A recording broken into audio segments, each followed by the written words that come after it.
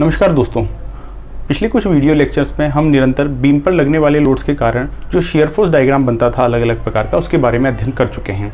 तो अब जो इसका अगला पार्ट है अर्थात बेंडिंग मोमेंट डायग्राम BMD, उसको किस प्रकार बनाना है, अब से हम उसका अध्ययन की शुरुआत करेंगे। तो आइए शुरू करते हैं। तो बच्चों, मैंने जब आपको शियर फोर्स डायग्राम की शुरुआत करी थी, तो हालांकि ये क्वेश्चन अगर सब्जेक्टिव पेपर में आता है तो शियर फोर्स डायग्राम और किसी भी बीम का बेंडिंग मोमेंट डायग्राम दोनों प्रश्न एक साथ पूछे जाते हैं, परंतु हमने पहले फोकस किया था शियर फोर्स डायग्राम पर। और मैंने आपको ये कहा था कि अगर आपने शियर फोर्स डायग्राम को अच्छे से बनाना सीख लिया तो आप ये समझो कि बेंडिंग मोमेंट डायग्राम का तकरीबन अपना 70% काम तो अपने आप ही निपट गया। ठीक है ना। तो यहाँ पर भी वही होगा कि जब हम किसी भी बीम का बेंडिंग मोमेंट डायग्राम बनाने जाएंगे तो मैं सारे के सारे वो फंडे यूज करूंगा जो मैंने आपको शियर फोर्स डायग्राम में जो समझाए थे। भाई कैसे हमको अलग अलग सेक्शन में बीम को डिवाइड करना है, किस प्रकार से उस सेक्शन के बीच में हाथ रखना है, यहाँ तक की दूरी x होगी, किस प्रकार से हम उस x पर धीरे धीरे लौटेंगे, फिर अलग सेक्शन पे जाएंगे, फिर उसके किनारे के बिंदु पर हम शियर फोर्स का मान निकालेंगे। केवल यहाँ पर शियर फोर्स जो हम सीख चुके हैं और बेंडिंग मोमेंट डायग्राम जो हम सीखने वाले हैं, इनमें कोई अंतर है तो वो ये है कि शियर फोर्स डायग्राम बनाने के केस में हम हर सेक्शन में शियर फोर्स की इक्वेशन निकालते थे। भाई x दूरी पर जो प्लेन है वहां पर शियर फोर्स टोटल कितना होगा उसकी इक्वेशन बनाते थे। और यहाँ पे हमको क्या करना है कि उसी x दूरी पर जो प्लेन होगा उस पर टोटल मोमेंट कितना एक्ट कर रहा होगा, कितना मोमेंट उस पर लग रहा होगा, कुल उसकी समीकरण बनाएंगे। बस इस समीकरण को बनाने के लिए जो फंडे थे वही फंडे ये बेंडिंग मोमेंट इक्वेशन को बनाने के लिए होंगे। उसी तरीके से अलग अलग सेक्शन में हम इसकी इक्वेशन को बनाएंगे। यहाँ पर जिस प्रकार से हमने ऊपर वाले को प्लस लिया था फोर्स को और नीचे वाले को माइनस लिया था, अब मोमेंट है तो मोमेंट तो या तो क्लॉकवाइज होता है या एंटी क्लॉकवाइज होता है। तो एक को हम प्लस ले लेंगे और एक को हम माइनस ले लेंगे।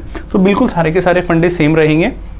ये चीज़ें आपको और भी ज़्यादा क्लियर हो जाएंगी जैसे ही हम कुछ एग्जाम्पल करते हुए आगे बढ़ेंगे। तो आप खुद ब खुद स्वतः ही समझ जाएंगे कि एक चीज़ सीखने के बाद दूसरी चीज़ हम स्वतः ही सीख जाते हैं। अब बात कर लेते हैं, यहाँ पर तो था शियर फोर्स, तो फोर्स तो केवल क्या था, फोर्स तो बल था। जितने भी फोर्स आ रहे हैं उनका हम समेशन कर देते थे, जोड़ते थे। लेकिन यहाँ पे क्या आ रहा है, यहाँ पे आ रहा है मोमेंट। अब मोमेंट क्या होता है बच्चों, मोमेंट या फिर इसको हिंदी में बोले तो आघूर्ण या फिर बलाघूर्ण। ठीक है, तो आघूर्ण या बलाघूर्ण वो भौतिक राशि है, क्या है, वो भौतिक राशि है जो किसी वस्तु को घुमाने का काम करती है। क्या करती है, घुमाने की कोशिश करती है, अब देखो क्या, अगर ये चीज रखी हुई है, अगर मैं इसको खिसकाऊंगा तो इसको खिसकाने के लिए तो मुझे फोर्स चाहिए। लेकिन अगर मुझे इसको खिसकाना नहीं है, इसको घुमाना है, जरूरी नहीं ऐसा घुमाना है, मैं इसको यहां से दम लगा के ऐसे घुमाना होगा इसके सापेक्ष, तो मुझे कैसे भी घुमा ले, लेकिन अगर मेरे को घुमाना है तो घुमाना है, रोटेट करना है, रोटेशन देना है, तो उसके लिए क्या आवश्यकता होता है, बल की जगह पे मोमेंट। ठीक है, अब ये मोमेंट का मान कितना होता है, इस मोमेंट का मान होता है बच्चों, ये हमेशा ध्यान रखना है हमको, मोमेंट की वैल्यू होती है फोर्स, क्या, फोर्स इंटू डिस्टेंस। अब ये जो मैंने r लिखा है ना, ये आप r लिख लो, चाहे आप इसको x लिख लो, मैं x लिख देता हूं। फोर्स, अब x क्या है, x है दूरी, किसकी दूरी, उस बिंदु से दूरी जिसके सापेक्ष आघूर्ण लेने वाले हैं। तो आघूर्ण जिस भी बिंदु के सापेक्ष लेने वाले हैं, आघूर्ण बिंदु के सापेक्ष कौन सी वाली दूरी, बल की क्रिया रेखा की, जो फोर्स लगा रहे हैं आप उसकी जो एक्टिंग लाइन है, बल्कि क्रिया रेखा से। अभी समझा दूंगा मैं आपको। जैसे आप ऐसे मान लीजिए कि ये एक बीम है, ये सिंपली सपोर्टेड बीम मैं बना देता हूं। अब इस सिंपली सपोर्टेड बीम पर यहां पर कोई फोर्स एक्ट कर रहा है P वैल्यू का। अब ये इधर से मान लीजिए 3 मीटर दूरी पर है और इधर से ये 2 मीटर की दूरी पर है। ठीक है, अब अगर मैं इसको नाम दे दूं बीम को AB, तो अगर मैं बिंदु A के सापेक्ष इसका मोमेंट निकालूं, किसके सापेक्ष, बिंदु A के सापेक्ष मोमेंट निकालूं, तो मैं क्या करूंगा, तो मैं निकालूंगा बिंदु A के सापेक्ष मोमेंट। तो मोमेंट मतलब A, छोटा a नीचे लिख दिया, मतलब उस बिंदु के सापेक्ष क्या होगा, बराबर। अब देखो, अगर ये मैं इसके सापेक्ष मोमेंट निकालूं तो आप समझो कि मैंने इस पर कील ठोक दी। क्या ठोक दी, यहाँ पर कील। तो ये बीम मेरा केवल ऐसे हो सकता है, ठीक है ना, कील ठोक दी तो ऐसे ऐसे हो सकता है। अब मुझे ये बताओ कि ये फोर्स P लग रहा है, ये इसको कैसे घुमाने की कोशिश करेगा, इस तरीके से नीचे, मतलब ये क्लॉकवाइज घुमाने की कोशिश करेगा। तो मैं हमेशा क्या मानूंगा, मैं एक बार के लिए निर्धारित कर लेता हूं कि मैं क्लॉकवाइज को प्लस मानूंगा। भाई अगर हम एक बार निर्धारित कर लेते हैं तो बार बार में वो कंफ्यूजन खत्म हो जाता है, हमारा अजम्पशन सेम तरीके का चलता रहता है। तो मैं इसको प्लस मानूंगा, तो इसके कारण मोमेंट कैसा होगा, प्लस क्लॉकवाइज। ये हमको नजर आ ही रहा है, ये इस दिशा में घुमाने की कोशिश करेगा। अब मोमेंट की वैल्यू कितनी बताई मैंने, बल, तो बल का मान कितना है बच्चों, P इंटू दूरी, और दूरी कौन सी वाली, कि जो बल की क्रिया रेखा है, बल की क्रिया रेखा लेगा मतलब बल देखो कैसे लग रहा है बच्चों, इस लाइन में लग रहा है। तो इस लाइन की इस बिंदु से सबसे कम दूरी कौन सी है, ये वाली है 3 मीटर, तो इसको कर दो 3। तो इसके कारण जो मोमेंट आया वो कितना आया, P इंटू 3। वही इसी फोर्स का अगर मैं किसी दूसरे बिंदु B के सापेक्ष मोमेंट लेता तो क्या आता देखो, तो मैं निकाल के दिखा देता हूं एक बार। मोमेंट किसके सापेक्ष, B बिंदु के सापेक्ष, तो नीचे B लिख देता हूं छोटा सा। देखो अब जिसके सापेक्ष मोमेंट लेते हैं आप समझ लो, यहाँ पे मैंने कील ठोक दी। अब ये कील ठोक दी तो ये बीम कैसे हो सकता है, ऐसे हो सकता है।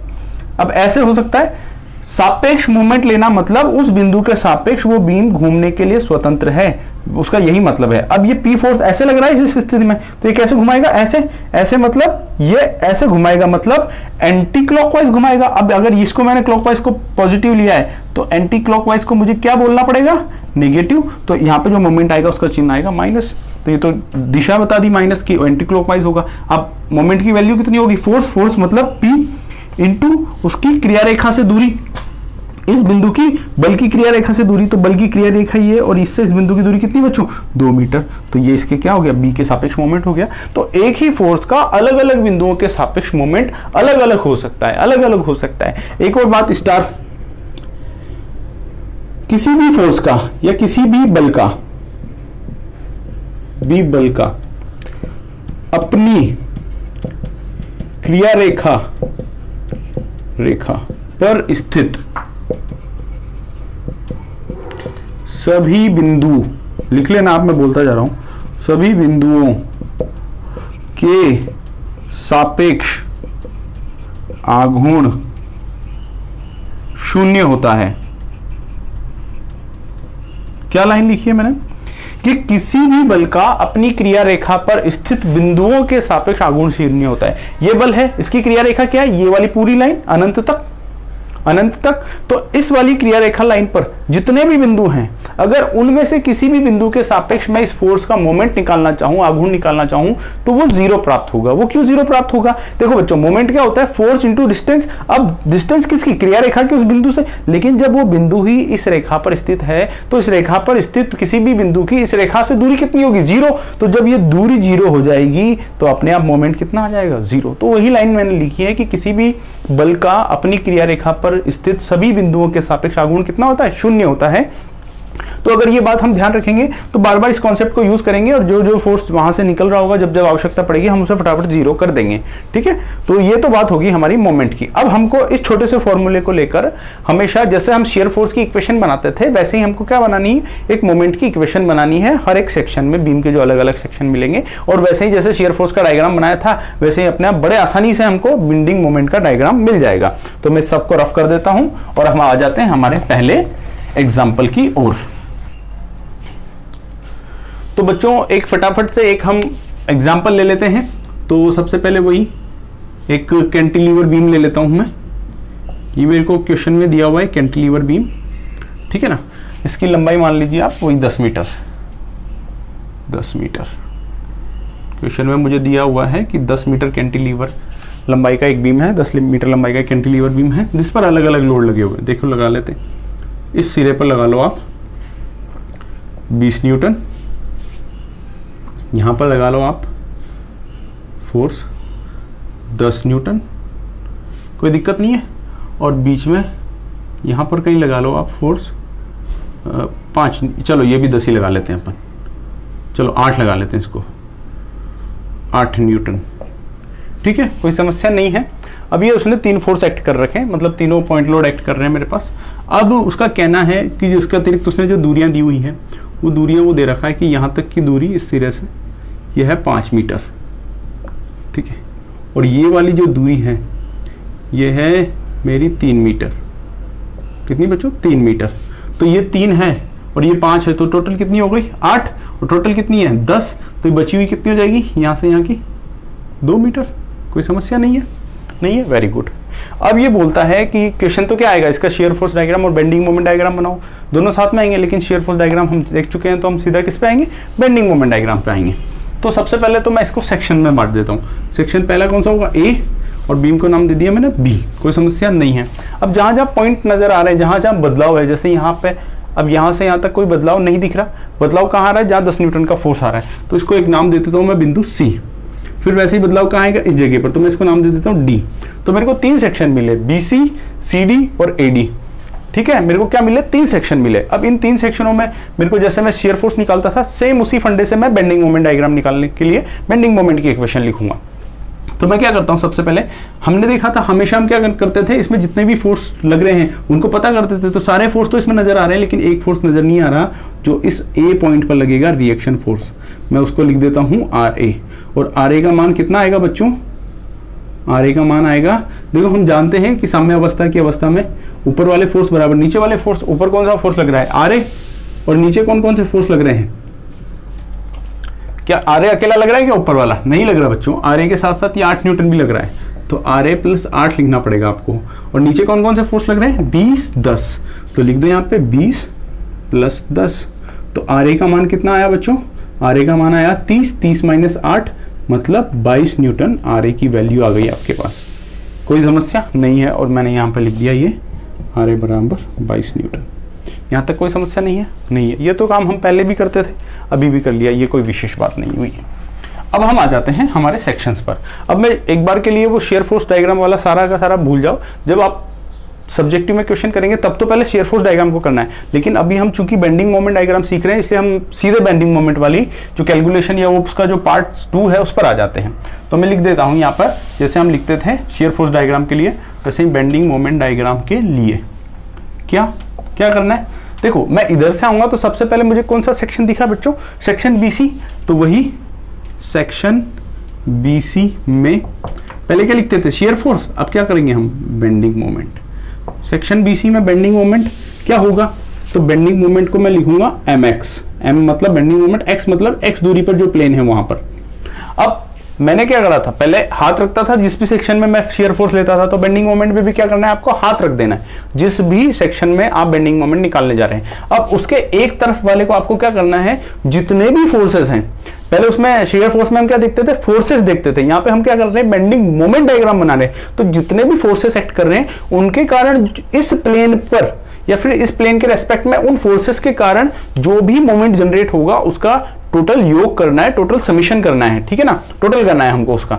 तो क्या करना है हमको, अब इधर से देखते हैं कितने फोर्स दिख रहे हैं हमको। पहला फोर्स कौन सा दिखा, जैसे उधर से आया 20 न्यूटन। अब 20 न्यूटन बच्चों ये फोर्स दिख रहा है मेरे को, ये फोर्स किधर की तरफ है, नीचे की तरफ। तो अगर मैं यहाँ पे कील ठोक दूं तो ये बीम को कैसे झुकाएगा, नीचे, नीचे मतलब क्लॉकवाइज। तो मैं यहाँ पे अजम्पशन भी लिख देता हूं कि मैं क्लॉकवाइज को क्या मानूंगा, पॉजिटिव मानूंगा, और जो एंटी क्लॉकवाइज होगा उसको क्या मानूंगा, नेगेटिव मानूंगा। तो आप मेरे को बताओ कि इस सिरे से जहां तक भी मेरा प्लेन जाएगा वहां तक की दूरी को क्या बोलता हूं मैं, x।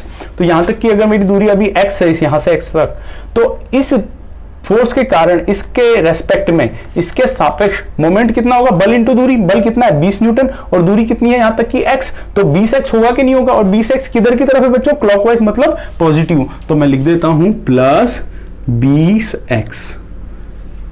और कोई फोर्स दिख रहा है कि आपको जो मैंने कंसीडर नहीं किया हो, इस तरफ नहीं, एक ही फोर्स दिख रहा था, उसके कारण जो मोमेंट लग रहा था हमने उसकी वैल्यू लिख ली 20x। कोई दिक्कत नहीं है, ये इक्वेशन हमको मिल गई। अब हम क्या करते थे, शेयर फोर्स में ध्यान करो, जब कोई सेक्शन की इक्वेशन लिख देते थे शेयर फोर्स की, फिर उस सेक्शन के जो भी किनारे होते थे उनके ऊपर कितना शेयर फोर्स लग रहा है उसकी वैल्यू निकालते थे, रेस्पेक्टिव एक्स की वैल्यू डाल करके। तो यहाँ पर जो जो पॉइंट है उन पर कितना बेंडिंग मोमेंट लग रहा होगा उसकी वैल्यू निकाल लेते हैं। तो सबसे पहला पॉइंट कौन सा है, बी, और बी के लिए एक्स को कितना होना पड़ेगा, 0। तो एक्स बराबर 0 पर, एक्स बराबर 0 मतलब बी पॉइंट पर मोमेंट कितना आएगा, ये 0 पुट कर दो, 0 पुट करते ही कितना हो जाएगा बच्चों, 0। और एक्स बराबर सी पर निकालना है, सी कहाँ आएगा यहाँ पे, तो एक्स को कितना होना पड़ेगा, 5। तो एक्स बराबर 5 पर सी पर बेंडिंग मोमेंट कितना जाएगा बच्चों, 5 रखो, 20 पंजे 100, तो कितना जाएगा प्लस का 100। और ये क्या है, मोमेंट। मोमेंट क्या है, बल गुणा दूरी। तो बल क्या है, ये दूरी कितना है, मीटर। तो इसका मात्रक क्या होगा, न्यूटन मीटर। क्या होगा, न्यूटन मीटर। इस 0 के पीछे भी आप लगा लो न्यूटन मीटर, कोई दिक्कत नहीं है। तो सेक्शन बीसी तो हो गया खत्म। अब सेक्शन BC के बाद में दूसरा सेक्शन कौन सा आ गया, ये वाला पूरा हो गया, तो ये कौन सा आया, CD। तो यहाँ पे लिख देते हैं हम दूसरा, चलो इधर ले लेते हैं, जगह कम रहेगी अपने पास। सेक्शन CD में बेंडिंग मोमेंट, ठीक है, ये दूसरा सेक्शन। अब इसमें बेंडिंग मोमेंट की इक्वेशन लिखेंगे तो वही जैसे fx लिखते थे mx लिख दिया, कोई समस्या नहीं है। अब हाथ कहां पर रखना होगा मुझे, जिस सेक्शन की मैं बात कर रहा हूं CD, तो CD में मैंने हाथ रख दिया, तो ये x खींचकर कहां तक आ गया मेरा, यहां तक आ गया।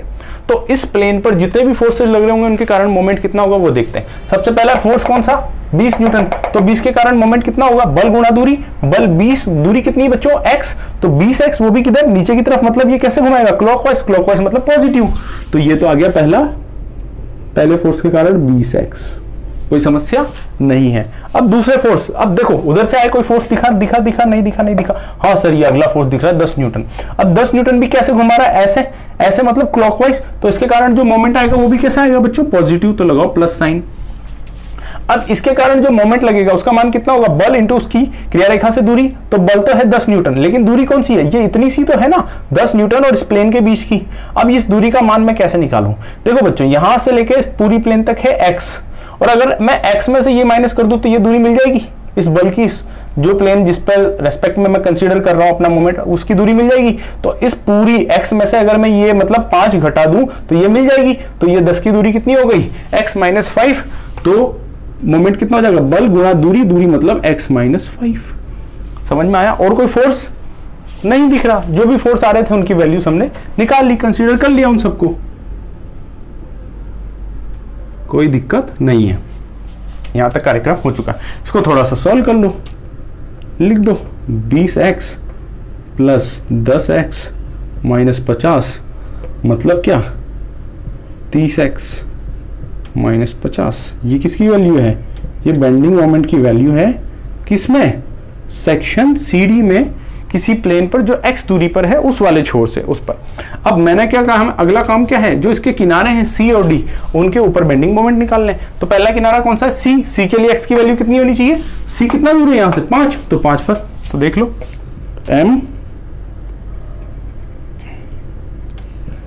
m x बराबर 5 मतलब बिंदु C पर, इस पर रखो। जब इसमें x बराबर 5 रखोगे तो 3 पंजे 15 मतलब 150, 150 माइनस 50 मतलब 100, तो कितनी आ जाएगी वैल्यू, 100 न्यूटन मीटर। अब बात करते हैं अगला पॉइंट कौन सा है बच्चों, C हो गया, तो अगला पॉइंट कौन सा है सेक्शन का, CD का, D, और D के लिए मेरे x को कितना होना पड़ेगा, यहां से यहां तक, मतलब एक तो ये 5 और प्लस 2 मतलब 7 होना पड़ेगा। तो अगर मैं क्या लिख दूं, x बराबर 7 लिख दूं, तो किस बिंदु पर, D बिंदु पर कितना आ जाएगा मेरा मोमेंट, लिखो यहाँ पे 7 या 21 मतलब 210 माइनस 50 कितना आ गया बच्चों, 160 न्यूटन मीटर। कोई समस्या नहीं है। अब ये हो गया मेरा दूसरा सेक्शन, ठीक है। अब मेरा तीसरा सेक्शन बचता है। अब ये तो है पहला, ये है दूसरा, अब ये बात कर लेते हैं हम तीसरा सेक्शन की। अब तीसरा सेक्शन कौन सा बचा मेरे को, AD, तो यहाँ पे लिख देते हैं सेक्शन AD में क्या निकाल रहे हैं हम, बेंडिंग मोमेंट, तो बेंडिंग मोमेंट इक्वेशन लिखेंगे हम उसमें, बेंडिंग मोमेंट वही mx बराबर, देखो बच्चों अब क्या करेंगे, जो सेक्शन देखते हैं हम उसमें हाथ रख देते हैं, ये रख दिया, और इसमें जितने भी फोर्सेस दिखेंगे उसके कारण क्या करेंगे हम, जो भी मोमेंट आएगा उसका समेशन करेंगे। तो यहाँ पर मैंने लिख दिया, तो सबसे पहला फोर्स कौन सा दिखा मुझे, 20, और यहाँ से यहाँ तक की दूरी कितनी है, x, तो 20 इंटू उसकी दूरी मतलब x, कैसे है, क्लॉकवाइज मतलब पॉजिटिव, तो इसके कारण 20 के कारण फोर्स कितना हो गया, प्लस 20 इंटू एक्स। ये तो जो पहला फोर्स आया था उसके कारण मोमेंट हो गया। अब जब मेरा हाथ यहाँ पर है तो इसके बाद कौन सा फोर्स आया दूसरा, ये 10। अब इस 10 के कारण जो मोमेंट लगेगा वो कितना हो गया, बल तो हो गया 10 और पॉजिटिव है क्योंकि क्लॉकवाइज घुमाएगा ये, तो प्लस 10 इंटू इसकी दूरी कितनी है बच्चों, दूरी देखो वही यहाँ से यहाँ तक x है, और x में से मैं इसको माइनस कर दूं तो ये दूरी मिल जाएगी, मतलब ये दूरी कितनी है मेरी, x माइनस 5। तो इसके कारण मोमेंट कितना आ जाएगा, बल क्लॉकवाइज है तो प्लस बल 10 इंटू दूरी x माइनस 5। कोई समस्या नहीं है, वेरी गुड। अब तीसरा फोर्स कौन सा आया, ये हो गया, ये हो गया। तीसरा फोर्स कौन सा है, ये 8 न्यूटन। अब 8 न्यूटन के कारण जो मेरी मोमेंट होगा वो कैसे होगा बच्चों, देखो ये कैसे लगा रहा है फोर्स ऊपर, तो ये कैसे घुमाएगा, एंटी क्लॉकवाइज, तो जो मोमेंट आएगा वो आएगा मेरा माइनस, नेगेटिव टाइप का, ठीक है ना। अब उसकी वैल्यू कितनी होगी, फोर्स मतलब 8 न्यूटन इंटू डिस्टेंस। अब यहां से ये वाली डिस्टेंस कितनी होगी बच्चों, ये पूरी तो है x, और उसमें से अगर मैं ये BD माइनस कर दूं तो ये वाली डिस्टेंस बच जाएगी। अब BD का मान कितना है, BD मान है 2 + 5 7, मतलब x में से मैं 7 माइनस कर दूं तो ये मोमेंट कितना हो जाएगा, फोर्स मतलब 8 इंटू दूरी मतलब x - 7। कोई समस्या नहीं है। तो ये वाला क्या हो गया, ये मेरी इक्वेशन बन गई किसके लिए, बेंडिंग मोमेंट के लिए इस सेक्शन AD में। तो इसको सॉल्व कर लो आप चाहो तो, लिख दो फटाफट, 20x प्लस वही 10x minus 50 minus 8x minus plus 8 × 7 = 56, ये बन गया 56। इसको सॉल्व कर लो, 20 10 30 30 माइनस 8 कितने बचे, 22x माइनस के 50 प्लस के 56 कितने बचे बच्चों, प्लस के 6। तो ये मिल गया आपको जो बेंडिंग मोमेंट की इक्वेशन थी काय में, इस सेक्शन AD में उसकी इक्वेशन आपको मिल चुकी है। अब हमारा अगला मकसद क्या होता है कि ये जो सेक्शन था इसके किनारे थे A और D, इनके ऊपर क्या निकालना है, हमको मोमेंट निकालना है। तो सबसे पहले क्या करूँ, D के लिए मेरे को x को कितना रखना पड़ेगा, 5 और 2 7। तो इधर कर लेता हूँ मैं mx = 7 अगर मैं रखता हूँ तो बिंदु D पर क्या मिल जाएगा हमको, मोमेंट मिल जाएगा। देखो कितना आता है, 7 रखो, 7 7 × 22 करो, 7 दूनी 14, 14 की 4 हासिल लगी 1, ये हो जाएगा 15, 154 प्लस 6 कितना आया बच्चों, 160 आया क्या, 160। तो इसको लिख दो, ये कितना आ जाएगा, 160 न्यूटन मीटर। और A के लिए क्या करना पड़ेगा, दूरी को पूरा आना पड़ेगा, मतलब x को कितना होना पड़ेगा, 10। तो x बराबर 10 पर, मतलब बिंदु A पर आपका मोमेंट कितना आ जाएगा, देख लो। अब इसमें रखो 10, जब आप इसमें 10 रखोगे तो 220 + 6 कितना हो जाएगा बच्चों, 226 क्या, न्यूटन इंटू मीटर, यही हो जाएगा क्या। तो ये क्या हो गया, 220 और प्लस 6 कितना आ गया, 226 न्यूटन मीटर। अब ये सारी की सारी वैल्यूज आ गई। अब ये वैल्यूज आप खुद ही समझ रहे होंगे, मैं कुछ नहीं कर रहा, जो शेयर फोर्स वाला फंडा था वही लगा रहा हूँ, वैसे ही इक्वेशन बना रहा हूँ, लेकिन सिर्फ बेंडिंग मोमेंट में बना रहा हूँ। तो उस फोर्स के साथ मैं उसकी डिस्टेंस को भी मल्टीप्लाई करता जा रहा हूँ। जैसे ये फोर्स के साथ x किया, यहाँ पे x किया, इस फोर्स के साथ इसकी डिस्टेंस मल्टीप्लाई की, यहाँ पे 3 फोर्स आ गए थे तो उनके अलग अलग डिस्टेंस को मैंने मल्टीप्लाई किया, और उसके साथ साथ उसके कारण आघूर्ण की दिशा कैसे होगी उसके चिन्ह लगाता जा रहा हूँ। अपने आप वैसे इक्वेशन मिलती जा रही है जैसे शेयर फोर्स में मिली थी। तो सारी वैल्यूज मिल गई। अब हम आ जाते हैं किस पर, सीधा अपना बेंडिंग मोमेंट डायग्राम बनाने के लिए। तो बेंडिंग मोमेंट डायग्राम भी वैसे ही बनेगा जैसे शेयर फोर्स डायग्राम बना था। तो पहले तो आप क्या करो, उस डायग्राम के नीचे ही बनेगा, ठीक है ना। अब जब वास्तविक क्वेश्चन करेंगे तो आप कैसे बनेगा, ये पहले ये, फिर इसके बाद शेयर फोर्स डायग्राम, फिर उसके बाद बेंडिंग मोमेंट डायग्राम। लेकिन हम यहाँ पे शेयर फोर्स डायग्राम हम सीख चुके हैं तो उस पर हम डिस्कस नहीं कर रहे, इसलिए मैं सीधा आपको बेंडिंग मोमेंट डायग्राम दिखा रहा हूँ, ठीक है ना। तो यहाँ पर तो रहेगी हमारी कौन सी एक्सिस बच्चों, बेंडिंग मोमेंट की एक्सिस। तो यहाँ पर लिख देता हूँ मैं, ये लिख दिया मैंने बेंडिंग मोमेंट, या फिर जिसको मैं यहाँ पर रिप्रेजेंट किससे कर रहा हूँ, mx से, ठीक है। वो मैं यहाँ पे दिखा रहा हूँ। और ये लाइन क्या बताएगी, ये लाइन मेरी बताएगी जो दूरी x हम मान रहे थे उसको ये रिप्रेजेंट करेगी, ठीक है। अब देखो इसमें आप देखो कि वैल्यू कितनी जा रही है, एक तो मिल रही है 0, क्या 0 से छोटी कोई मिल रही है क्या, 160 100 नहीं मिल रही, सिर्फ बड़ी मिलती जा रही। तो सबसे छोटी वैल्यू तो आई मेरी 0, और सबसे बड़ी वैल्यू 100, 100 से बड़ी 160, 160 से बड़ी 226। तो मैक्सिमम वैल्यू कितनी मुझे मिली, 226। तो मुझे 0 और 226 के बीच में घूमना है। तो मैं अंदाज़ा लगा लूँ कि मैं अगर 226 को तकरीबन 225 को यहाँ पर मान लूँ एक बार के लिए, मैक्सिमम वैल्यू को मैं एक बार के लिए लिख लेता हूँ यहाँ पे 226। शायद आपको नज़र नहीं आ रहा होगा लेकिन ये वाली वैल्यू मैंने लिख ली है। तो अब मेरा ग्राफ है वो इसी के बीच में रहेगा। सॉरी, ये प्लस के 226 थे ना, तो मेरे को ऊपर लेना पड़ेगा। मैं मान लेता हूँ यहाँ पर है प्लस का 226 न्यूटन मीटर, ठीक है। तो मेरा ग्राफ 0 और 226 के बीच में घूमता रहेगा। अब कहाँ कहाँ घूमेगा वो वैल्यूज देख लेते हैं। सबसे पहले सेक्शन BC के लिए मैंने इक्वेशन ये बनाई थी। अब देखो ये mx क्या है, mx मेरा ये है जहाँ y अक्ष होता है। तो y और x के बीच में कैसा संबंध है, लीनियर इक्वेशन है ना, मतलब सरल रेखा का समीकरण है। तो ये क्या है, एक सरल रेखा का समीकरण है। ऐसे ही जब आप बाकी में भी देखोगे तो ये भी एक सरल रेखा का समीकरण है, और ये वाला भी आप देखेंगे तो ये भी क्या है, एक सरल रेखा का समीकरण है। स्ट्रेट लाइन की इक्वेशन है, ठीक है ना। तो जो ग्राफ आएगा या जो भी कर्व आएगा या फिर जो चेंजेस आएंगे वो कैसे होंगे, एक सरल रेखा होंगे। तो सरल रेखा के लिए अगर मुझे दो बिंदु पता लग जाए तो दोनों को मिला दो, अपने आप सरल रेखा आ जाती है। तो सेक्शन बीसी में मुझे बी पर और ए पर वैल्यूज पता है, उन वैल्यूज को लिखता हूं मैं। बी पर कितनी वैल्यू है 0, तो बी कहाँ है, ये रहा सर बी पर कितनी वैल्यू है 0, एक बिंदु ये मिल गया। और सी पर कितनी वैल्यू है बच्चों +100, तो सी कहाँ है सर, सी ये रहा सर, इस जगह पर आएगा आपका सी पर कितनी वैल्यू है 100। अगर ये 200 है तो 100 इसके आधे से थोड़ा सा नीचे होगा, यहाँ पे मैं +100 लिख देता हूँ। तो ये सी पर मुझे वैल्यू मिल गई, ये दोनों की वैल्यू मिल गई। अब एक लाइन है, 2 पॉइंट मिल गए, तो ये लाइन बना दो अपनी, बन गई। तो ये बीसी वाली तो क्या बन गई हमारी, बेंडिंग मोमेंट डायग्राम जैसा होगा उसका ग्राफ बन चुका है। अब अगला प्लेन कौन सा है हमारा, सीडी। अब सीडी में भी क्या है, सरल रेखा है और उसके 2 पॉइंट पता है हमको। एक तो 100 बिंदु पर जो 100 है, ये बिंदु सी पर क्या है मेरा 100 मान है, और जो बिंदु डी है उस पर वैल्यू कितनी है 160। तो बिंदु डी कहाँ है सर, ये रहा बिंदु डी। तो आ जाओ एक बार हल्की सी लाइन खींच के नीचे, ये बिंदु डी, इस पर वैल्यू कितनी है बच्चों, इस पर वैल्यू है 160 प्लस के। अगर ये 100 है तो 160 क्या करूँ, इससे थोड़ा सा ऊपर ले लूँ, इस जगह के आसपास ले लूँ, ठीक है सर, यहाँ के आसपास ले लो। कहाँ तक जाना है, डी तक जाना है। तो ये लाइन मिल गई मुझे किसकी, यहाँ। अब ये दोनों रेखाएं अलग अलग है, ये हो सकता है आपको सीधी जैसी दिख रही हो, लेकिन ये अलग रेखा है ये वाली, और ये वाली एक अलग रेखा है।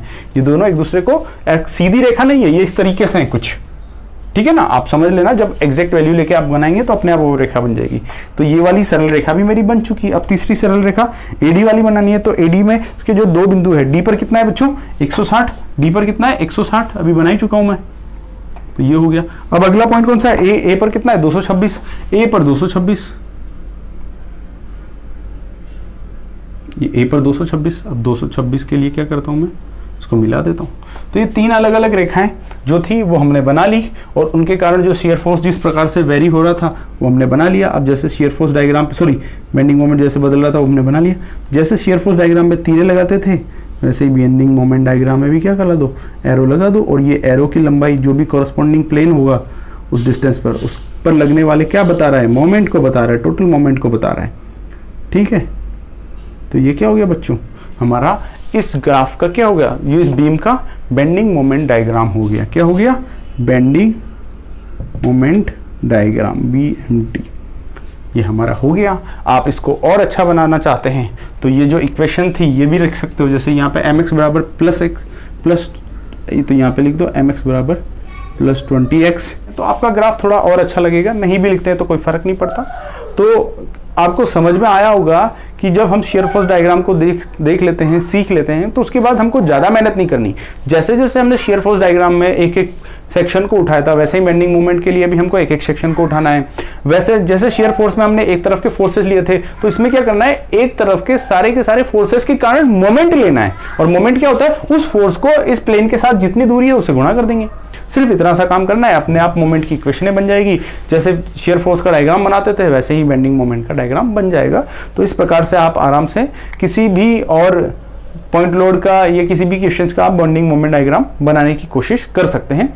तो अब अगला केस लेते हैं हम और अलग एग्जांपल लेने की कोशिश करते हैं और उसका बेंडिंग मोमेंट डायग्राम बनाने की कोशिश करेंगे। आप चाहें तो एक बार इसी प्रश्न को या इससे मिलते जुलते किसी प्रश्न को एक बार खुद करने की कोशिश करना। आप अभ्यास करेंगे तो आपका आत्मविश्वास भी बढ़ेगा। तो बच्चों अब एक और हम एग्जाम्पल लेते हैं और देखते हैं कि इस केस का बेंडिंग मोमेंट डायग्राम कैसा बनेगा। तो पिछली बार हमने कैंटिलीवर बीम लिया था, इस बार हम क्या करते हैं, एक सिंपली सपोर्टेड बीम ले लेते हैं। ये मान लीजिए कि मुझे एक सिंपली सपोर्टेड बीम दिया हुआ है प्रश्न में, ये जिसका टोटल स्पान या जिसकी टोटल लंबाई है वो उसने मुझे दी है वही 10 मीटर। ये 10 मीटर लंबा है। या दोनों सपोर्ट्स के बीच की दूरी कितनी है आपकी, 10 मीटर है। अब ये 10 मीटर का जो सिंपली सपोर्टेड बीम है, इस पर कुछ पॉइंट लोड एक्ट कर रहे हैं।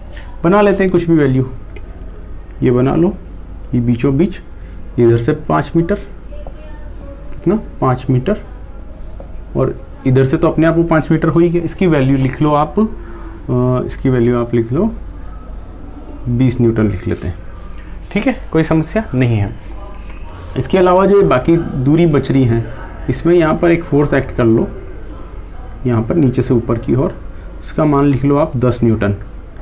10 न्यूटन का एक फोर्स एक्ट कर रहा है जो इस सिरे से 3 मीटर की दूरी पर है। कितना, 3 मीटर की दूरी पर है। इतना उसने मुझे दिया हुआ है और इस प्रकार से ये बोलता है कि इस बिंदु पर इस बीम का जो भी बेंडिंग मोमेंट डायग्राम बनाएगा उसको आप बनाइए और मुझे बना के दिखाइए। तो अब हमारा प्रश्न यहाँ पर समाप्त हो जाता है।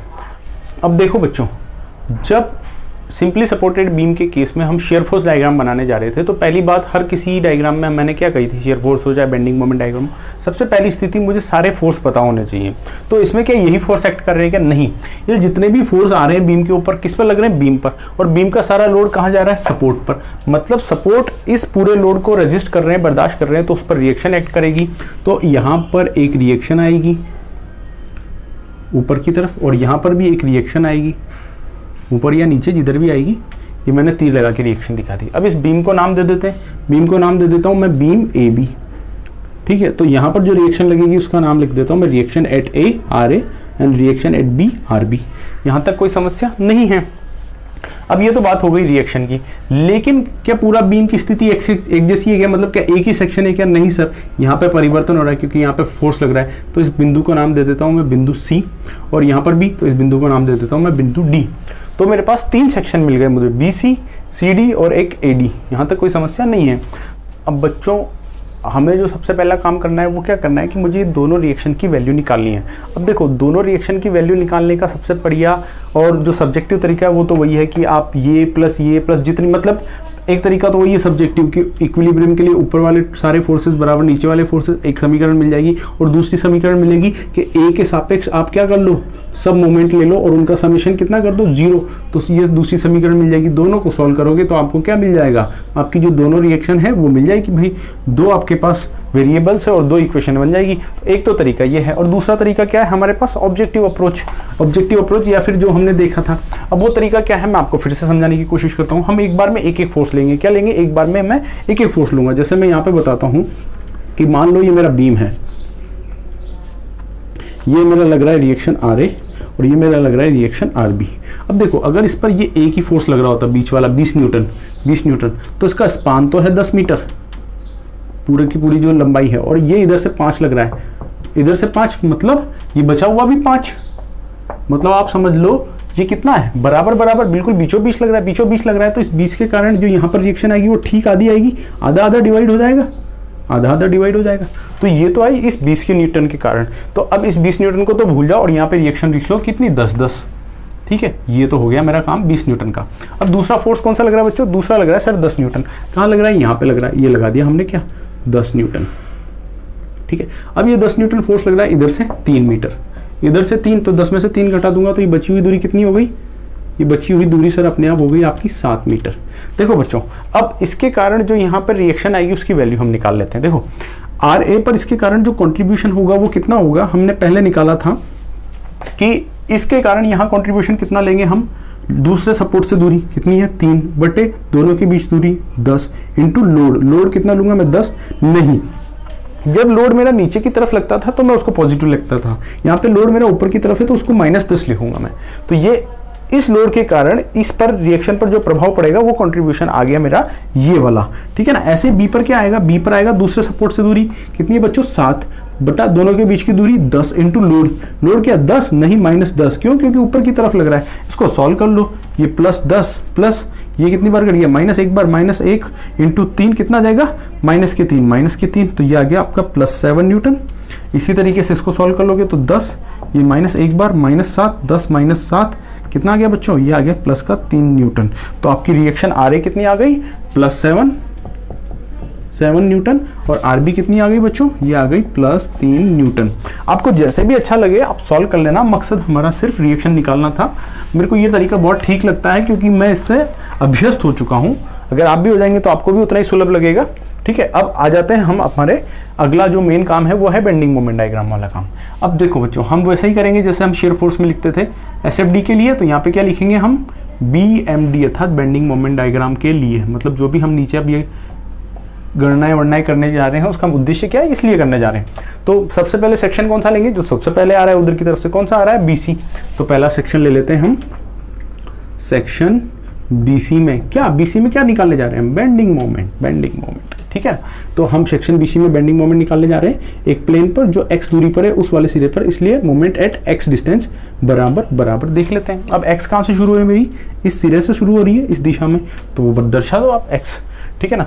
तो हम क्या करते थे, जिस भी सेक्शन की बात करते थे उस सेक्शन में बीच में हाथ रख देते थे कहीं पे भी। तो मैंने यहाँ पे BC में हाथ रख दिया। अब मैं यहाँ पे क्या निकाल रहा हूँ? मोमेंट।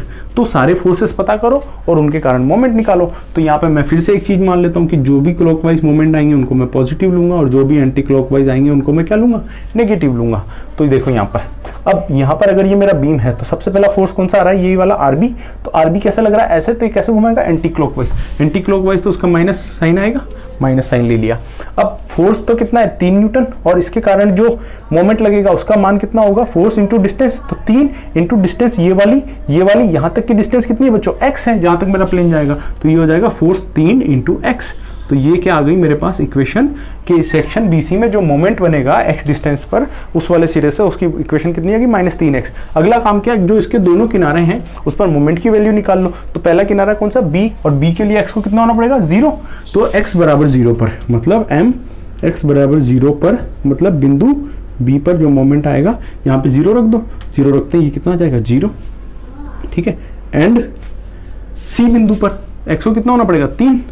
तो एंड x बराबर 3, तो कितना आएगा? C बिंदु पर मोमेंट की वैल्यू कितनी आ जाएगी? 3 रखो बच्चों। तो 3 3 9, तो कितना जाएगा? -9 न्यूटन मीटर। कोई समस्या नहीं है। तो दोनों बिंदु पर हमने क्या निकाल दिया? मोमेंट निकाल दिया। अब इसके बाद सेक्शन कौन सा आ जाता है मेरा? अगला मेरा सेक्शन आ जाता है CD। तो लिख लो सेक्शन CD में क्या? Bending moment. कोई दिक्कत नहीं है। तो वही इक्वेशन निकालने के लिए हम क्या करेंगे? इक्वेशन निकालते बेंडिंग मोमेंट की, m at the distance x, ठीक है। अब यहाँ पे CD में हाथ रख दो। रख दिया सर। पहला फोर्स कौन सा? वही सर RB, ऊपर की तरफ, मतलब एंटी क्लॉकवाइज तो माइनस। तो ये लगा दिया मैंने माइनस। अब मोमेंट के कारण माइनस तो लगा दिया, लेकिन उसकी वैल्यू क्या होगी? Force into distance. फोर्स है 3, डिस्टेंस है यहाँ तक की x, तो क्या हो जाएगा? -3x। अब ये था। अब इसके कारण अब अलग दूसरा फोर्स कौन सा नजर आ रहा है? सर ये 10 नजर आया। ये भी कैसे घुमा रहा है? Anti clockwise. तो मतलब ये भी माइनस। अब इसकी वैल्यू कितनी होगी? सर इसकी वैल्यू होगी 10 इंटू डिस्टेंस। अब डिस्टेंस की बात करते हैं तो ये पूरी डिस्टेंस है इस प्लेन तक x, और ये डिस्टेंस है 3। तो मुझे चाहिए ये वाली। तो मैं अगर x में से 3 को घटा दूं तो ये मिल जाएगी। तो इसके कारण जो मोमेंट आएगा वो कितना होगा? tan into x minus 3। तो यही कर रहा हूं मैं, tan इंटू x माइनस 3। इसको सॉल्व कर लो तो ये आपके पास आ जाएगा mx बराबर माइनस के 3x और माइनस के 10x, मतलब माइनस के 13x, माइनस माइनस प्लस, और ये कितना हो गया? 10 दिया 30। तो ये कितनी आ जाएगी इक्वेशन आपके पास? बेंडिंग मोमेंट की सेक्शन में ये इक्वेशन आ गई। कोई दिक्कत नहीं है। अब पहला पॉइंट कौन सा है? CD। इनके किनारे वाले पॉइंटों में C के लिए x को कितना होना पड़ेगा? 3। तो यहाँ पे बेंडिंग मोमेंट कितना आएगा? mx बराबर 3 रख दो। तो C बिंदु पर आपके पास बेंडिंग मोमेंट आ जाएगा, और उसका मान कितना है? 3 रखो एक बार। तो 13 3 39 का के माइनस के तो 39 प्लस के 30, तो कितना बचा? -9 कितना? Newton into metre. एंड दूसरा पॉइंट कौन सा है बच्चों? D के लिए x को कितना होना पड़ेगा? इतना। अब ये कितना है बच्चों? ये 5 है, ये 3 है, तो टोटल हो गई 8, और ये है 10 का। तो ये बची हुई दूरी कितनी है बच्चों? ये है 2 मीटर, ठीक है ना। ये D पॉइंट है, ये 2 मीटर है, तो ये 2 मीटर। तो D, अब x को कितना होना पड़ेगा? 3 और 2 5 होना पड़ेगा D तक आने के लिए। तो mx बराबर 5 रख दूं मैं, तो क्या किस पे आ जाऊंगा? D बिंदु पर आ जाऊंगा। और D बिंदु पर मोमेंट कितना आएगा? रखो एक बार 5, 13 पंजे 65, माइनस के 65 और प्लस के 30, तो कितना आया? माइनस के 35 क्या है? Newton metre. दोनों बिंदुओं पर हमने क्या निकाल लिया? मोमेंट की वैल्यू निकाल दी। सेम वैसे निकाली जैसे शियर फोर्स की निकालते थे, ठीक है। अब कौन सा सेक्शन बचा? ये तीसरा वाला AD। तो वो लिख लेते हैं हम। सेक्शन AD में क्या निकालने जा रहे हैं हम? Bending moment. तो लिख दो वही। अब उसकी इक्वेशन बनाते हैं हम।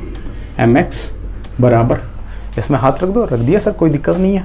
पहला फोर्स कौन सा? RB, और यहाँ तक की दूरी कितनी होगी मेरी? प्लेन तक की x। तो इसके कारण जो मोमेंट आएगा, पहले बात तो वो एंटी क्लॉकवाइज है, इसलिए माइनस तो लगाया हमने माइनस। अब मोमेंट की वैल्यू कितनी होगी? मोमेंट की वैल्यू होगी sir force into distance. Force है 3, डिस्टेंस है x, तो -3x। कोई समस्या नहीं है। ये वाला फोर्स खत्म। अब दूसरा फोर्स जब इधर आता है तो कौन सा आता है? 10 न्यूटन। अब 10 न्यूटन के कारण मोमेंट कितना आएगा? पहले तो डायरेक्शन देखो कैसे घुमाएगा ये, वैसे एंटी क्लॉकवाइज, मतलब माइनस। ये लगाया मैंने माइनस।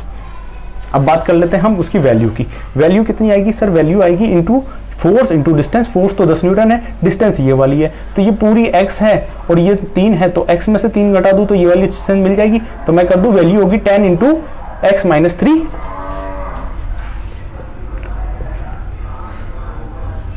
3 ये हो गया। अब ये दोनों फोर्स निमट गए। अब तीसरा फोर्स कौन सा आता है मेरे पास? ये 20 न्यूटन वाला। ये 20 न्यूटन वाला ऐसा लग रहा है तो ये कैसे घुमाएगा मेरे? क्लॉकवाइज। तो इसके कारण मोमेंट कैसा आएगा? ये मोमेंट आएगा पॉजिटिव। मैं इधर नीचे लिख देता हूँ पॉजिटिव, ठीक है, ये आ गया प्लस साइन। अब इसके कारण जो मोमेंट आएगा उसकी वैल्यू कितनी होगी? Force into distance. फोर्स तो हो गया 20, डिस्टेंस कितनी है? इतनी सी है, तो यहां तक की पूरी तो है x और ये है 3 और ये 2 5, मतलब ये हो गई 5। 3 और 2 5, तो अगर मैं पूरी x में से 5 घटा दूं तो ये कितनी बच जाएगी? x minus 5। तो इसके कारण मोमेंट कितना हो जाएगा? 20 इंटू एक्स माइनस 5 लिख दो, 20 इंटू एक्स माइनस 5। जरा इसको थोड़ा सा सॉल्व कर लेते हैं हम। माइनस के 3x माइनस के 10x प्लस के 30 प्लस के 20x और माइनस के 20 पंजे 100। तो ये देख लो 3x माइनस के और ये माइनस के 10x माइनस के 13x और प्लस x 20 के, तो कितना बचा? प्लस के 7x। अब इसको करते हैं प्लस के 30 और माइनस के 100, प्लस के 30 माइनस के 100 मतलब माइनस के 70। ये किसकी वैल्यू आई? x डिस्टेंस पर जो प्लेन है उसके रेस्पेक्ट में मोमेंट की वैल्यू आई, ये निकाल ली हमने। अब ये तो आ गई बात, लेकिन इसके पॉइंट कौन कौन से थे किनारे? a और d। तो सबसे पहले कौन सा पड़ रहा है? d के लिए x को कितना होना पड़ेगा बच्चों? 3 और 2 5। तो x बराबर 5 पर चला जाऊं तो मैं mx बराबर, अगर मैं 5 पर चला जाऊं तो बिंदु d पर मोमेंट कितना आएगा मेरा? देखो इसमें 5 रखो, 7 पंजे कितने हो गए बच्चों? 35, प्लस का 35 माइनस के 70 मतलब माइनस के 35 न्यूटन इंटू मीटर। ये आ गया। एंड अगला बिंदु क्या है? a। तो a के लिए x को कितना होना पड़ेगा? पूरा स्पान 10 मीटर। तो x बराबर 10 रख दो, तो a बिंदु पर जो मोमेंट होगा वो निकल के आ जाएगा। रखो 10, 7 10 70, 70 माइनस 70 कितना हो गया? 0 न्यूटन मीटर। तो हमने हर एक बिंदु पर मोमेंट निकाल लिया और हर एक सेक्शन में जैसे जैसे बेंडिंग मोमेंट चेंज हो रहा था उसकी इक्वेशन निकाल ली। तो अब हम क्या करते हैं? डायग्राम ड्रॉ कर लेते हैं, कोई दिक्कत ही नहीं है, ठीक है, कोई दिक्कत नहीं है। जहाँ जहाँ ये फोर्सेस या जहाँ जहाँ चेंजेस आ रहे हैं उनके वो लाइनें बना लेते हैं हम, ठीक है। अब एक चीज़ को गौर करना, मेरी सारी वैल्यूज़ कहाँ जा रही है? ये माइनस 9 है, ठीक है, ये कितना है? -9 -35, ये देखो आप -35, सारी वैल्यूज़ माइनस में जा रही है, तो मेरा ग्राफ नीचे की तरफ ज़्यादा जाएगा। तो मैं कोशिश करता हूँ मेरे ग्राफ ज़्यादा जगह का बढ़िया इस्तेमाल करने के लिए कि नीचे वाली लाइन को थोड़ा सा बड़ा दिखा दूँ और ऊपर वाली को क्या करूँ? छोटा सा ऐसा ही बस दिखा के छोड़ दूँ, ठीक है। इधर क्या ले रहा हूँ मैं? बेंडिंग मोमेंट या mx से रिप्रेजेंट कर दूँ, ठीक है बच्चों, कोई दिक्कत नहीं है। अब हर एक बिंदु पर, हर एक सेक्शन में जितने जितने कॉर्नर पॉइंट्स हैं उनकी वैल्यूज लिख देते हैं। सबसे पहले पॉइंट क्या पड़ रहा है मेरा? सेक्शन BC में B। अब इस पर वैल्यू कितनी आ रही है? 0, तो ये 0 B पर, कोई दिक्कत नहीं है। दूसरा M पर कितनी वैल्यू आ रही है बच्चों? C पर, C कहाँ है? ये C पर कितनी आ रही है? -9। तकरीबन हम मान लेते, देखो मैक्सिमम वैल्यू अपने को कितनी लेके जानी है? -35 -35 9, और मतलब मुझे मैक्सिमम वैल्यू कितनी लेके जानी है? -35। तो मैं मान लो एक बार के लिए अगर मैं यहाँ तक लेके जाऊँगा -35, तो इसको 3 बराबर खींच से कर दें भाई, 10 20 30, तो 9 इससे थोड़ा सा छोटा सा रहेगा। तो मैं मान लूँ कि ये -9 है, कितना है? -9 न्यूटन मीटर। तो -9 वैल्यू कहाँ पे थी? C पे। तो C कहाँ है मेरा? C तो ये रहा, तो ये आ गया मैं इस बिंदु पर। अब देखो सेक्शन BC में बेंडिंग मोमेंट है एक सरल रेखा भाई, लीनियर इक्वेशन है ना ये, y बराबर -3x, y यही तो x है, mx y अक्ष तो है, तो ये सरल रेखा का समीकरण है और ये भी सरल रेखा का समीकरण है, एक घाती, ये भी सरल रेखा का समीकरण है। सरल रेखा के आपके दो बिंदु पता है अगर, तो उन दोनों बिंदुओं को मिला दूंगा तो मेरे को वो सरल रेखा मिल गई क्या? तो ये BC का तो मेरे का इस सेक्शन का बेंडिंग मोमेंट डायग्राम बन गया, ये काम खत्म। अब सेक्शन CD की बात कर लेते हैं। सेक्शन CD में दो बिंदु C पर जब हम आए तो कितना मिल रहा है? -9, जो मैं बना चुका हूँ C पर -9। अब जैसे मैं D पर आऊँगा तो D पर कितना मिल रहा है मेरे को? -35। कितना मिल रहा है बच्चों? -35। तो मैं D का मेरा ये और -35, तो मैं मान लूँ अगर ये मेरा ये -35 ही है, मान लेता हूँ मैं इस जगह को -35। आपको तो एग्जैक्ट पैमाना यूज करके करना है, ठीक है ना? -35, तो D बिंदु पर मुझे कितना मिलेगा बच्चों? -35। ये तो CD के आपको दो बिंदु पता लग गए और इसके बीच में जो ग्राफ है वो एक सरल रेखा है, तो इन दोनों लाइनों को मिला दोगे तो क्या अपने आप वो जो चेंज आ रहा है वो दिखाई दे देगा क्या? ये सरल रेखा मिल गई, दो बिंदुओं को मिला दिया आपने, जो दो बिंदु किनारे वाले थे। तो सेक्शन CD का भी हमारा कार्यक्रम समाप्त हो गया। अब आखिरी सेक्शन जो AD है उसमें सरल रेखा है, ग्राफ हमको पता चल रहा है ये लीनियर इक्वेशन है। और अब D बिंदु पर कितना है -35, मैं बना ही चुका हूँ D बिंदु पर -35, और बिंदु A पर कितना है 0। बिंदु A कहाँ है, ये रहा, और 0 कहाँ है, ये रहा, इनको मिला दो, ठीक है। तो ये अब जहां जहां तक आपका ग्राफ किया वहां तक क्या करना है, आपको एरो बना देनी है, जैसे हम शियर फोर्स डायग्राम में बनाते थे, ठीक है। और यही क्या है आपका, यही है आपका बेंडिंग मोमेंट डायग्राम।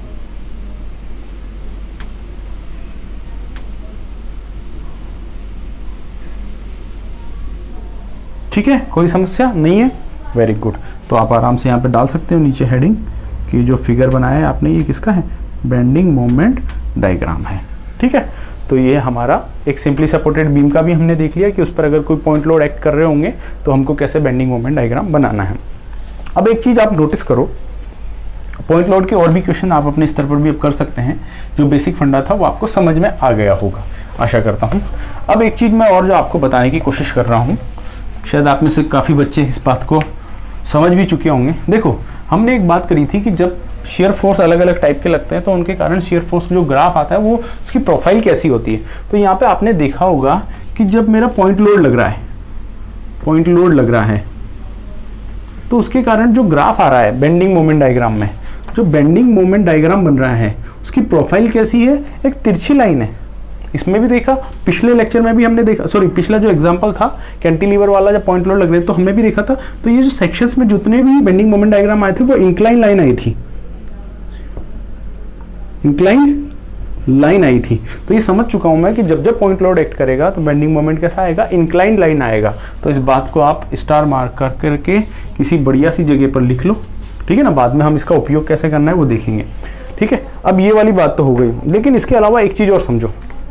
जैसे ये फोर्स मोमेंट लगा रहे हैं, मोमेंट मतलब घुमाने की कोशिश कर रहे हैं, तो घुमाने की कोशिश क्या केवल फोर्स के द्वारा की जा सकती है क्या? कोई डायरेक्ट भी तो मोमेंट लगा सकता है ना भाई। मैं इसको पकड़ के डायरेक्ट ही घुमाना चाहूँ, ऐसे भी तो घुमा सकता हूँ। तो हो सकता है प्रश्न में आपको कई जगह पे मोमेंट नजर आ जाए। क्या मोमेंट नजर आ जाए? कैसे नजर आ जाए मोमेंट? जैसे मैं आपको उदाहरण बताता हूँ। मान लो वो इस जगह पे दे देता, इस जगह पे क्या दे देता, अचानक से इस जगह पे अचानक से इस तरीके का तीर लगा देता। इस तरीके का तीर कैसा है बच्चों? ये क्लॉकवाइज। और मैंने यहाँ पे क्या माना है कि क्लॉकवाइज को मैं पॉजिटिव लूंगा और एंटी क्लॉकवाइज को क्या लूंगा, मैं नेगेटिव लूंगा। यहाँ पे अचानक से वो क्लॉकवाइज लगा देता और दिखा देता ये क्लॉकवाइज, यहाँ पे दिखा देता, सपोज उसने वैल्यू दिखा दी यहाँ पे 20 न्यूटन मीटर, ठीक है ना। इस जगह पे उसने दिखा दिया, तो इसका मतलब है कि इस जगह पर, मतलब जैसे ये बीम होगा तो इस जगह पर आप ये समझो कोई रोड लगी हुई है और उसको कोई 20 न्यूटन मीटर, जैसे स्क्रू में घुमाते हम वैसे इस दिशा में घुमाने की कोशिश कर रहा है। तो उसके कारण भी तो ये भी तो मोमेंट है ना, उसने डायरेक्ट मोमेंट की वैल्यू दे दी। तो जब आप सेक्शन AD के कारण mx वाली प्रोफाइल लिख रहे होंगे तो यहाँ पे सेक्शन और बढ़ जाएगा, D की जगह ये E बिंदु और आ जाएगा। समझ रहे हैं आप? E बिंदु आ जाएगा तो यहाँ तक तो एक सेक्शन, दो सेक्शन, तीन सेक्शन कोई दिक्कत ही नहीं है। लेकिन जब सेक्शन AD में आप mx लिखेंगे, मतलब सेक्शन AD में आप मोमेंट की डेफिनेशन लिखेंगे, तो एक मोमेंट तो आएगा इसके कारण, भाई जो भी फोर्स आएगा, मैं सपोज लिख देता हूँ RB इंटू उसके कारण दूरी x, ये एंटी क्लॉकवाइज आएगी। फिर एंटी क्लॉकवाइज ये वाली आएगी, ये कितनी आएगी?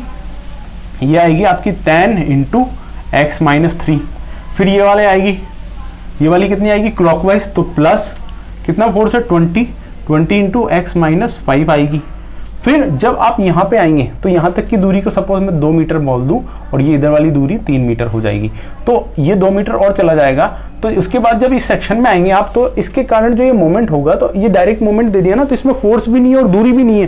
तो आप यहाँ पे डायरेक्ट क्या करेंगे, फिर डायरेक्ट ये कैसा है क्लॉकवाइज मतलब प्लस, वैल्यू कितनी है 20, तो 20 लिख लेंगे न्यूटन मीटर, डायरेक्ट लिख लेंगे। तो अगर आपको कहीं ऐसे क्लॉकवाइज या एंटी क्लॉकवाइज किसी पॉइंट पर लगता हुआ डायरेक्ट मोमेंट भी नजर आ जाएगा, तो आप उसकी वैल्यू को भी इक्वेशन में शामिल करेंगे, क्योंकि बात बेंडिंग मोमेंट की हो रही है ना। वो वैल्यू निकाल के दे रहा है डायरेक्ट कि भाई कोई ने स्क्रू लगा के घुमाने की कोशिश कर रहा है इतना मोमेंट लगा करके, तो उसको भी आपको जो रेस्पेक्टिव सेक्शन होगा जिसमें भी वो कंसिडर होना होगा, उसमें उस वैल्यू को लेना पड़ेगा। अब उसका प्रभाव क्या पड़ेगा बच्चों? उसका प्रभाव ये पड़ेगा कि ये प्लस आ गया ना अचानक से इस वाले सेक्शन में, तो क्या होगा, ये प्लस वैल्यू हो जाएगी। तो ये जैसे सपोज में यहाँ पे अगर ये ग्राफ होता, और इसका प्रभाव पड़ रहा होता, तो देखो इसके कारण प्रभाव कैसा आता कि ये शियर फोर्स डायग्राम, यहाँ जो भी वैल्यू होती, सपोज यहाँ पे वैल्यू आ रही है मेरी, सपोज यहाँ पे वैल्यू आ रही है मेरी 20, कितनी आ रही है 20 न्यूटन मीटर मान लेता हूँ मैं, एक्चुअल वैल्यू कुछ आएगी, तो इस -20 में जब मैं 20 जोड़ूंगा तो अचानक से कितनी हो जाएगी बच्चों, 0 हो जाएगी। तो ये जो कर्व है ना, ये सीधा उठ के कहाँ आ जाता, यहाँ, और यहाँ आने के बाद ये जो पूरी प्रोफाइल है ना वो यहाँ शिफ्ट हो जाती। समझ गए आप, ये पूरी प्रोफाइल कैसी हो जाती, यहाँ शिफ्ट हो जाती। तो आपका ये बेंडिंग मोमेंट डायग्राम इस केस में कैसा हो जाता, ऐसा हो जाता, ऐसा हो जाता। तो यहाँ से लेके यहाँ तक का जो ये शिफ्ट है, इसकी वैल्यू कितनी होती, 20 न्यूटन मीटर। ठीक है, ये ठीक वैसा है जैसे शियर फोर्स का डायग्राम हम बनाते हैं और पॉइंट लोड एक्ट करने के कारण शियर फोर्स का डायग्राम जंप करता है ना एक ही जगह पर, और वो जंप की वैल्यू उस जगह पर एक्ट करने वाले पॉइंट लोड की वैल्यू के बराबर होती है। ऐसे ही बेंडिंग मोमेंट डायग्राम में जब भी आपको डायरेक्ट बेंडिंग मोमेंट की वैल्यू मिलेगी तो ये ग्राफ आपका जंप करेगा और उस जंप की वैल्यू कितनी होगी, उस दिए गई वैल्यू के बराबर की होगी। तो मैं लिख सकता हूँ कि जैसे मेरा पॉइंट लोड एक्ट कर रहा था तो बेंडिंग मोमेंट डायग्राम कैसा रहा था, इंक्लाइन लाइन। वैसे ही अगर मुझे डायरेक्ट बेंडिंग मोमेंट मिल जाएगा किसी पॉइंट पर, बेंडिंग मोमेंट, तो उसके कारण जो मेरा बेंडिंग मोमेंट डायग्राम होगा, उसके कारण मेरा बेंडिंग मोमेंट डायग्राम जंप करेगा। ठीक है, कोई दिक्कत नहीं है, इसको आप एक बार के लिए समझ लीजिए, कोई समस्या नहीं है। तो मैं इस चीज़ को रफ कर देता हूं, और अब आप क्या कीजिए, अपने स्तर पर पॉइंट लोड वाले अलग अलग क्वेश्चन लीजिए जो हमने पहले शियर फोर्स डायग्राम में लिए थे, पहले लेक्चर में, दूसरे लेक्चर में, और उन पर जो भी फोर्सेस एक्ट कर रहे हैं, शियर फोर्स तो आप सीख ही चुके हैं, अब बेंडिंग मोमेंट डायग्राम बनाने की कोशिश कीजिए। बाकी अब यूडीएल जब एक्ट करेगा तो उसका बेंडिंग मोमेंट डायग्राम किस तरीके से बनता है, इसको हम नेक्स्ट लेक्चर में देखने की कोशिश करेंगे। आप अपना अभ्यास जारी रखिए, कोई भी समस्या हो तो आप मुझे कमेंट बॉक्स में लिख सकते हैं। जय हिंद, जय भारत।